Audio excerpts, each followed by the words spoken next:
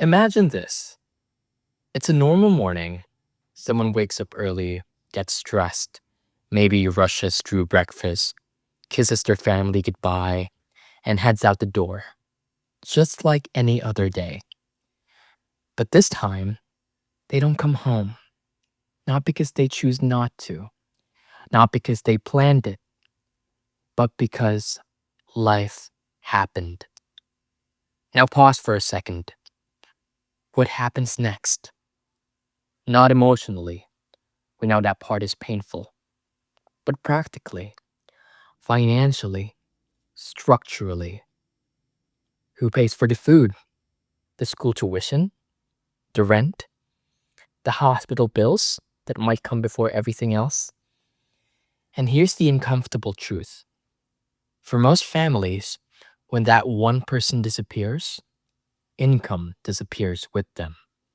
Today, we're not really talking about insurance. We're talking about something much more real. We're talking about income, responsibility, and what happens when life interrupts both. And more importantly, we're talking about the role you might step into as a financial advisor.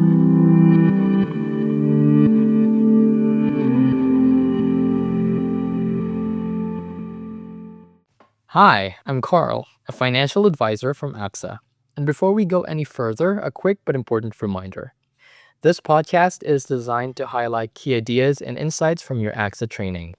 It is not a substitute for studying your full modules, reviewing your slides, or taking mock exams. Think of this as your companion, not your shortcut. If you want to truly understand the material and pass your licensing exam, you'll still need to go through everything in depth. So, what does a financial advisor really do? Let's be honest. When people hear financial advisor, they often think, salesperson. Someone who sells policies. Someone who talks about plans, premiums, and paperwork. But that definition is, well, incomplete. Because at its core, a financial advisor does something much more important. You protect income. You step into a person's life and ask a question most people avoid. Think of it this way. Every working person is not just earning money. They are generating future value. Month after month, year after year. Let's say someone earns 30,000 a month. That's 360 a year. In 10 years, that's 3.6 million. In 20, that will be 7 million. That person is not just a person. They are a multi-million peso asset. This idea is called human economic value. And once you see it that way, everything changes. Because now the question becomes, if this asset disappears, what replaces it?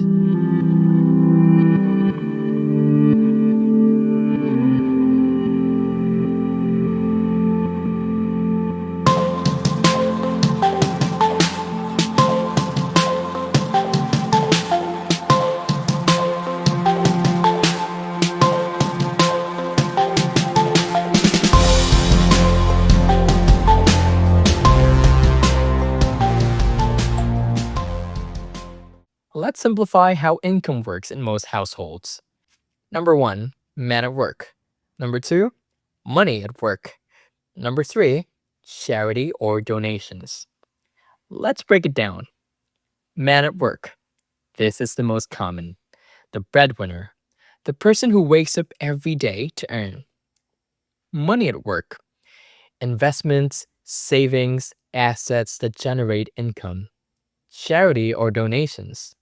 Inheritance, financial help from others. Now, here's the reality. Most families rely heavily, sometimes entirely, on just one, man at work. Let me give you an image. Imagine a family sitting on a chair, but instead of four legs, that chair only has one leg. That leg is the breadwinner. And every day, that family is sitting there hoping. That leg never breaks. Now let's talk about risk. Not the dramatic kind, just the real, unavoidable kind. There are three major risks every person faces. Number one, dying too soon. Number two, getting sick or becoming disabled. Three, living too long. Now let's unpack that. Dying too soon. This is when income stops immediately. But expenses? Well, they don't.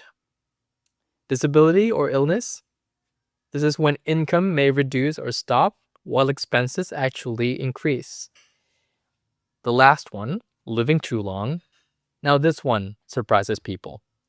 Because even if you live a long life, if your money doesn't last as long as you do, you still face financial struggle. So, whether life is short or long, or interrupted in between, income is always a risk. And when income is at risk, the family is at risk.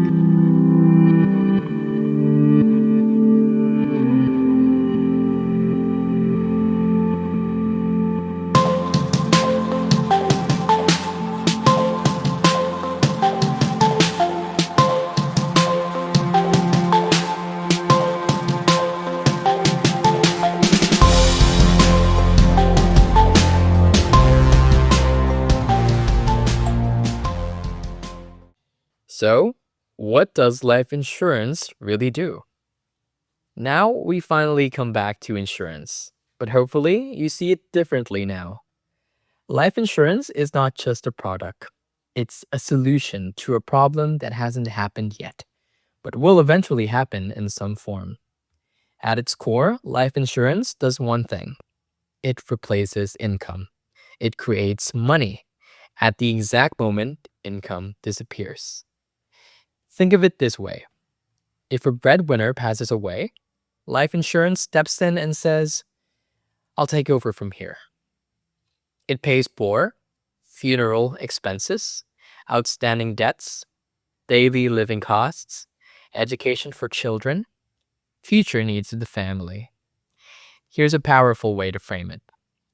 Life insurance makes it look like the breadwinner never left, financially. And that's not just a financial function. That's dignity.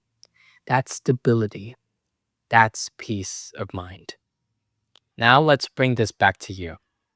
If you choose to become a financial advisor, you are stepping into a role that most people underestimate.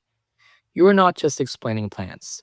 You are helping people confront realities they've been avoiding. You are translating complex ideas into something human. And most importantly, you are helping families prepare for moments they hope will never come, but eventually will. And here's the challenge. People don't wake up wanting to buy insurance. They wake up wanting to live their lives. So your role is not to push, it is to educate, to guide, to help them see what's at stake. Let's go back to that opening question. Someone leaves home and doesn't come back. What happens next? For most families, the answer is uncertainty. But with the right preparation, with the right guidance, with the right advisor, that story can change. You're not selling policies. You are creating continuity. You are protecting futures.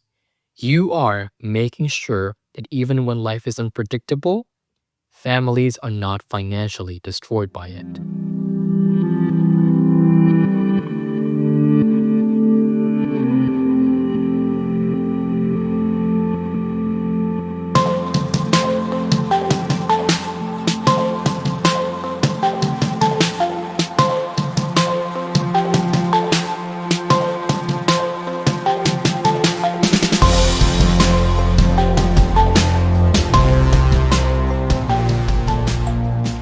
Before we end, one important reminder.